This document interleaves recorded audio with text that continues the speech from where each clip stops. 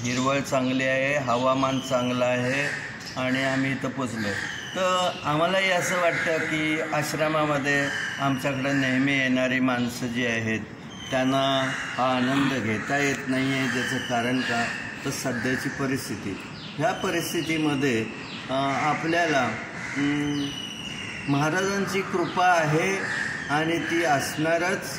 आणि आपला जो भाव आहे आणि आपला भाव आहे आणि आपली जी पूजन आहे किंवा आपली जी श्रद्धा आहे ती आपल्याला उपयोगी पाडल्याशिवाय राहणार नाही.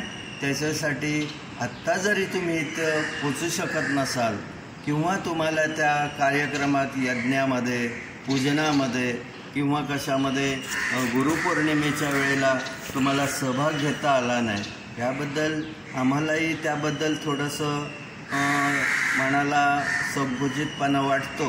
परंतु तुम्ही ज्या भक्ताने किंवा सेवेकरी वर्गाने जे आपल्या घरामध्ये बसून नामस्मरण भक्ती जी केली त्याबद्दल तुम्हाला मनोपूर्वक किती धन्यवाद द्यावं तेवढे कमीच आहेत. आणि तुम्ही ते केलेला जो हा कार्यक्रम आहे आम्हा सर्वांना आश्रमातल्या लोकांना खूप आवडलेला आहे. आणि तुम्ही माझ्या मते की मनुष्य सकाळी उठला की तुम्ही नामस्मरण करतच असाल, महाराजांची भक्ती तुम्ही करता, तर ती भक्ती आपली किंवा नामस्मरण कधीही फुकट जात नाही. आणि अगदी तुम्हाला पहिली जाग आली की तुम्ही आपल्या कुलदेवतेला वंदन करा, दिवाबत्ती करा, अगरबत्ती लावा आणि स्वस्थ हातपाय धुवून बसा. तुम्हाला तिथल्या तिथं घरच्या घरी तुम्हाला देव मिळाल्याशिवाय राहणार नाही.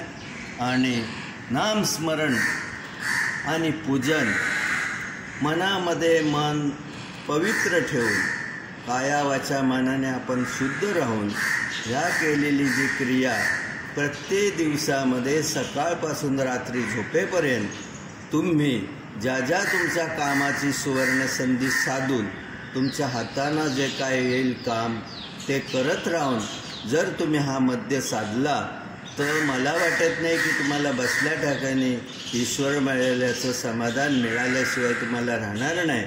आणि जरूर तुम्ही अगदी झोपते वेळीसुद्धा महाराजांना अगरबत्ती लावा, दीप तुमच्याकडे लावायची इच्छा असेल तर लावा आणि नामस्मरण करून 5-10 मिनिटाने मी स्वस्थ झोपा.